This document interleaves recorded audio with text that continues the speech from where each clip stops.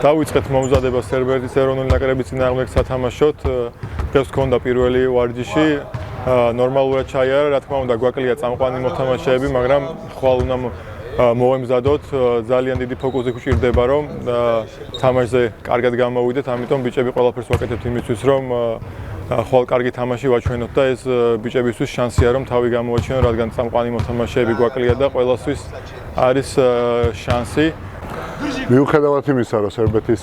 ნაკრებს შეიძლება ევროლიგის მოთამაშეები აკლდეთ, მაინც ძალიან უმაღლესი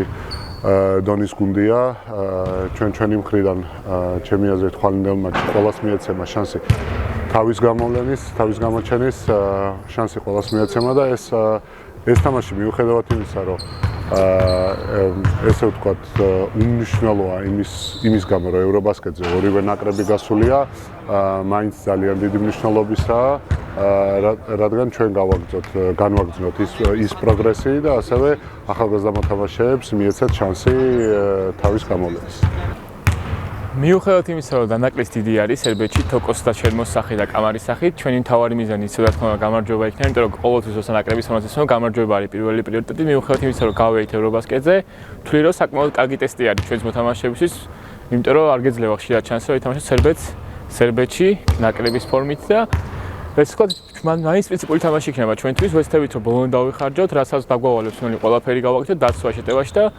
იმ მოთამაშეებსაც უყურებთ ტელევიზორში, ეხლა გვაქვს შანსი რომ მოედანზე დავანახოთ რა შეგვიძლია და ამ ეტაპზე როგორც ცნობილია, ალექს აბრამოვიჩი და ნიკოლაი იოვიჩი იქნებიან სერბეთის მთავარი განთამაშებლები და არ ვიცი, შემს ეს თქო ოცნება იყო მათთან თამაში და ოცნები თამაში კიდევ სერბეთთან კიდევ ერთხელ და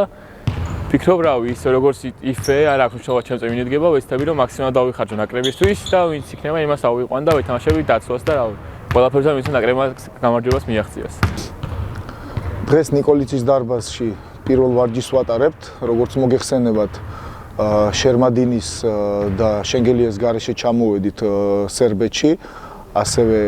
ბოლდვინი არ გვეყოლება ტრავმის გამო, ასევე როგორც იცით, უკვე ევრობასკეტზე გასულები ვარ და ორივე გუნდი გასულია და ამ მატჩს გამოვიყენებთ მაქსიმალურად, რომ შანსი მივცეთ ახალგაზრდებს და მიიღონ გამოცდილება.